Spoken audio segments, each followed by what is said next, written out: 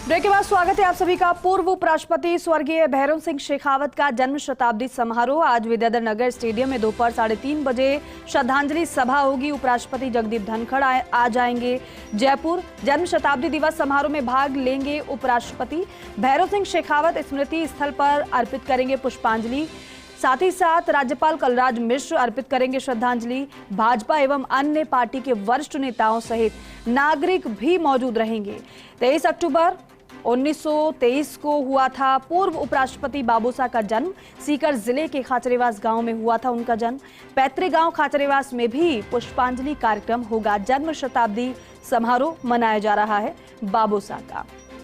Political editor Yogesh Sharma ji हमारे साथ जुड़ रहे हैं। योगेश जी, किस्से तो तमाम हैं बाबूसाह के, ऊंट पर बैठ के प्रचार करना, वीर रस की कविताएं सुनाना, लेकिन बहुत ज्यादा अहम हो जाता है कि एक नेता अपने व्यक्तित्व के लिए जाना जाए, अपनी छवि के लिए जाना जाए और आगे जाकर उस नाम से जाना जाए जो कि सदैव के लिए अमर हो जाए। बाबूसाह जिन्हें नाम दिया गया है, जन्म शताब्दी दिवस उनका मनाया जा रहा है। दीपिका, भैरों सिंह शेखावत अपने आप में एक राजनीति की पूरी एनसाइक्लोपीडिया रहे राजस्थान के जी। और जीवन के अनेक उतार चढ़ाव। आपको ध्यान होगा जब राजस्थान की राजनीति में वो प्रवेश किया, उससे पहले पुलिस के अंदर पुलिस की जॉब में थे और उसके बाद तो उनके भाई हैं बिशन सिंह शेखावत, वो जरूर सार्वजनिक क्षेत्र में थे, वो भी मजदूर राजनीति थे और मजदूरों के हितों के संघर्ष करते थे। उसी दौर में जनसंघ का निर्माण हो गया था और लगता है कि कांग्रेस के विरोध में तैयार हो चुका था। उसी दरमियान जरूरत पड़ी कि एक ऐसे व्यक्ति को चुनाव लड़ाया जाए। जो बात तो बिशन सिंह शेखावत को चुनाव लड़ाने की थी, लेकिन वो तैयार नहीं हुए और भैरों सिंह शेखावत ने अपने जीवन का पहला चुनाव लड़ा। उसके बाद वो पीछे मुड़ के उन्होंने कभी नहीं देखा। बाद में वो आगे चलकर जनसंघ के अध्यक्ष भी बने जी। लेकिन सबसे अहम बात थी कि वो राजस्थान के नेता नहीं थे, वो पूरे देश के नेता थे। बिल्कुल। अंतर्राष्ट्रीय स्तर पर भी उनके संबंधों की अगर हम बात करें तो कोई सानी नहीं था और अपने इन्हीं संबंधों के कारण वो अजात शत्रु कहे गए।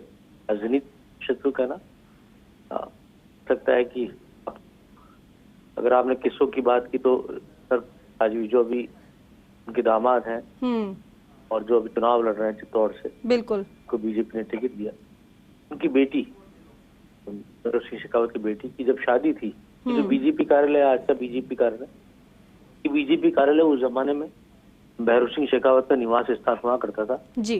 राजस्थान विधानसभा में नेता प्रतिपक्ष हुआ करते, कांग्रेस सरकार थी,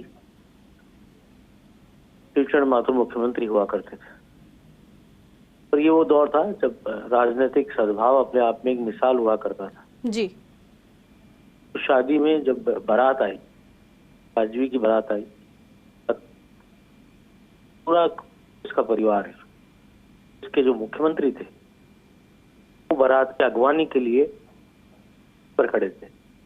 और उस जमाने में चाहे हरिदेव जोशी हो, शिवचरण माथुर हो, परशुराम मदेरणा हो, उमाराव आर्य हो, दौलतराम सारण हो जी, और जितने भी बड़े हो, चाहे वो कांग्रेस के हो, बीजेपी के हो, ये सबसे बड़ी बात थी कि कांग्रेस के तमाम नेता ने बारात की अगवानी की। भैरों सिंह शेखावत के साथ तमाम ये बड़े नेता पूरी रात भर बेटी के फेरे चले जी। तमाम नेता बैठे हुए रहे और देश के पूर्व प्रधानमंत्री चंद्रशेखर उस शादी के गवाह थे। देश के प्रधानमंत्री रहे अटल बिहारी वाजपेयी, जो कि शेखावत के बहुत ही परम मित्रों में थे, बिल्कुल, तो वो उस शादी के अंदर मौजूद रहे। और कई बड़े दिग्गज नाम, जिन लाल कृष्ण आडवाणी, लीडर्स उस जमाने में, बिल्कुल, ये सब उस शादी में। तो भैरों सिंह शेखावत की ये लोकप्रियता थी, उनके जयललिता से भी वैसे संबंध रहे, बिल्कुल, जैसे उनके करुणानिधि से रहे। ऐसा कम होता है कि बिल्कुल योगेश जी बिल्कुल योगेश जी, बेहद कम होता है कि सर्वदल में स्वीकार्य कोई नेता हो, लेकिन बाबूसा की अगर बात की जाए, बेशक देश के वो नेता थे, लेकिन राजस्थान और राजस्थानियों का हमेशा उन्होंने ख्याल रखा, उनके हितों से कोई भी उन्होंने समझौता नहीं किया। यही वजह है कि बाबूसा को आज याद किया जा रहा है। बहुत शुक्रिया बातचीत के लिए।